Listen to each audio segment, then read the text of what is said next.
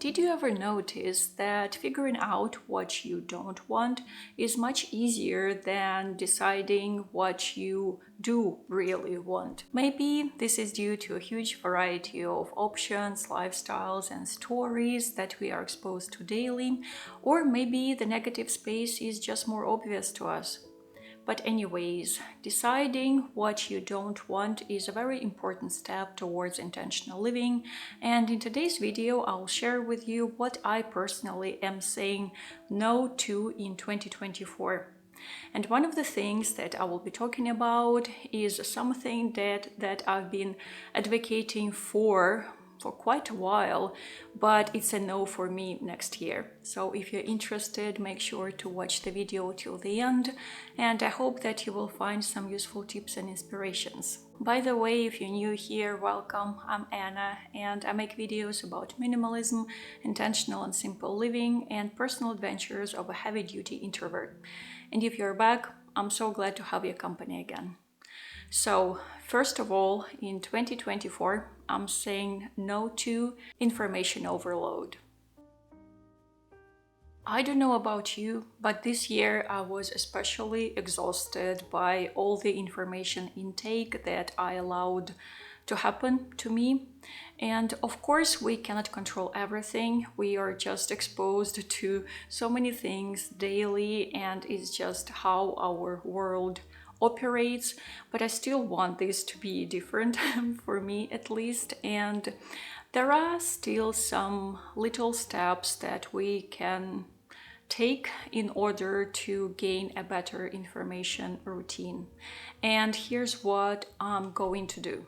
I will heavily curate my YouTube subscription feed. I watch a lot of YouTube videos. I have a bunch of my favorite authors on the platform, but also I have some random subscriptions, most of them to quite big channels with hundreds of thousands of subscribers, and I began to watch them because some of their topics resonated with me, or they are in tune with what I talk about on my own channel.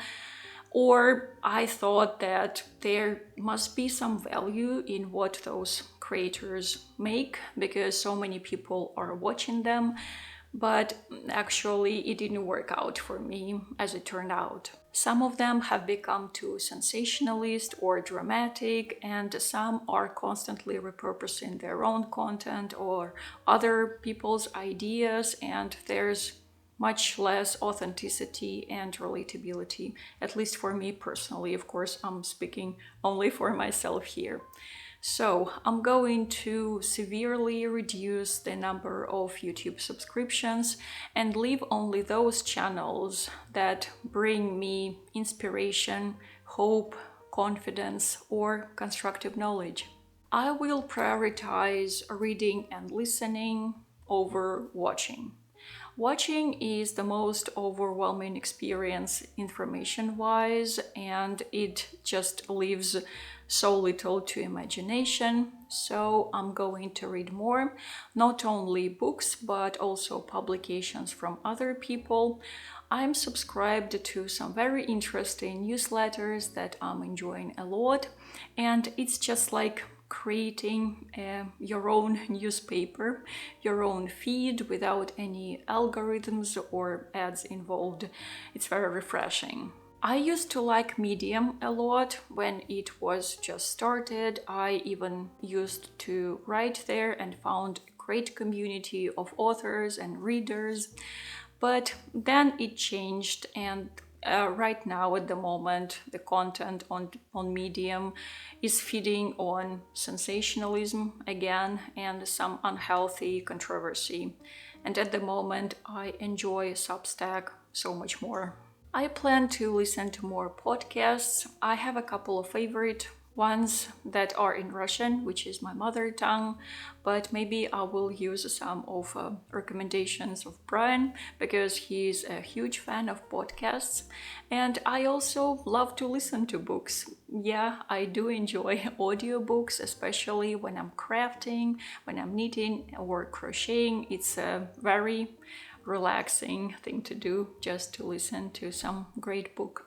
The next thing that I'm saying no to in 2024 is excessive organization and planning. I started talking about it in my previous video in a vlog that I'm making this December as sort of an experiment, and if you haven't watched that vlog already, I will link it up there. So, I am so much overwhelmed by uncontrolled planning, scheduling, organization, productivity management, and so on and so forth. Yes, I've learned some great tips and tricks from productivity gurus, and because I just thought that it would be interesting to try and see how it works out for me. But I turned out to be more old school than I thought. I have daily, weekly, and monthly to-do lists, and that's it. I don't do any planning for my reading, for my listening, I don't know, any other routines. And I do a little bit of planning for my art and craft, but I will talk about it a bit later. Even meal planning is hard for me because my preferences and my desires change a lot. And there are high chances that, for example, I don't want to eat today the soup that was previously planned. And I have wasted a lot of food because of this peculiarity of mine, and that's why I don't do any meal planning anymore. But of course, it's just me. For many people, all those systems and complex lists and graphs and, I don't know, diagrams, they do work and they do bring a lot of comfort and good organization. So please let me know in the comments what kind of person you are. And as I have some kind of natural anxiety that is built in my personality, I just feel horrified by unnecessary limits and restrictions, and I try to simplify my life as much as I can.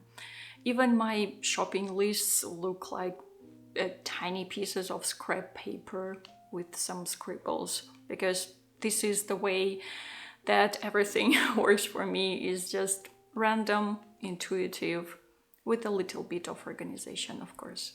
And also, I found out that the more plans I have, for example, artistic or professional plans, such as new experiments to try, new projects, or new classes to do, the less prone I am to actually do that.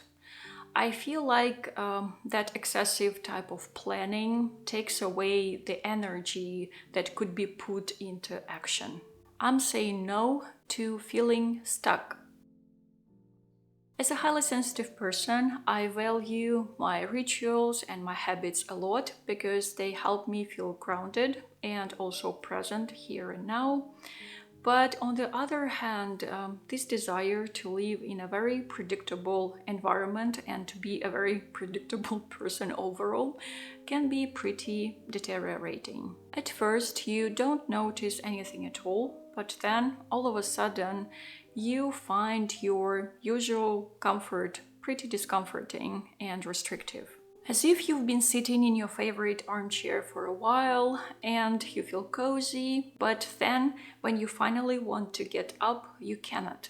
Because you have grown into that armchair, it has become part of you. You are a human armchair now.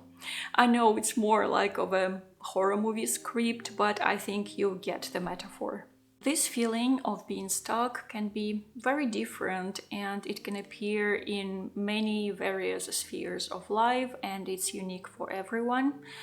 For me personally, it's the artistic and creative sphere where I feel stuck at the moment. I want to find new ways to make art and to express myself creatively.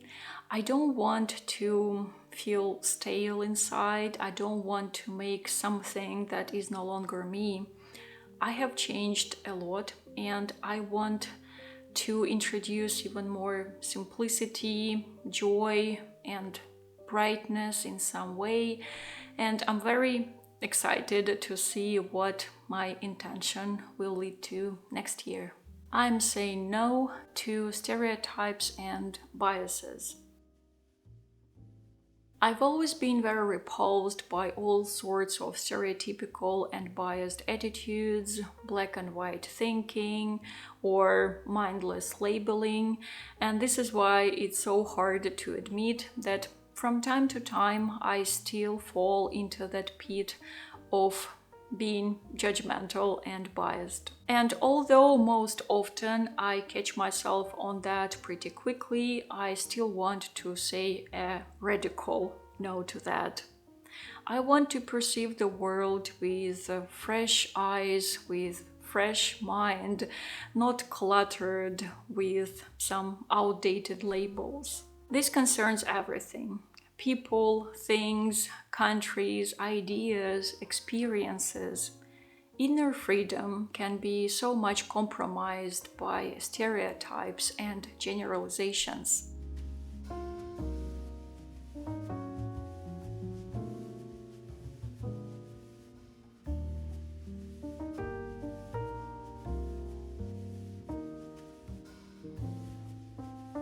And now, as I promised, I will share a no to something that is very typical of me. I'm saying no to being an uncontrollable multipotentialite. A multipotentialite, a polymath, is a person who has very many interests and creative pursuits. I naturally love taking up new things, and on this channel I have talked about being a multipotentialite quite a few times, but now I think that it's time to set some boundaries here. There are certain areas of my creativity that I want to develop more without being distracted on something else. I want to create more depth and knowledge and build skills in such passions of mine as writing, visual art, which involves drawing and collaging, and yarn art. And this is it. Yes, it would be wonderful to learn a new language from scratch or learn punch needle embroidery or quilting. And by the way, all those are on my wish list, but not next year. Next year, in 2024, I will have a very limited area of my creativity, of self-expression. And yeah, I know that there is a contradiction here, because before I said that I hate limits and boundaries and restrictions, but here I am restricting myself. But I think it's just more about the focus and consistency. And I will try to stick to this experiment throughout the next year, and I'm very excited to see what will happen. I really want this oncoming year to be a better one for all of us. I want it to be more welcoming, more caring and kind, and I invite you to take an intentional step towards it, towards this new, better year, by saying no to things that no longer serve you, and yes to what brings lightness, brightness, and depth to your heart. Feel free to share your no's, your thoughts and intentions down in the comment section. And thank you so much for being here, dear friends. Your time and attention are a gift. And big thanks to everyone who supports me on Patreon and other tipping platforms, because thanks to you, this channel exists. And for now, be safe and keep your heart open. And I will see you soon. Пока-пока.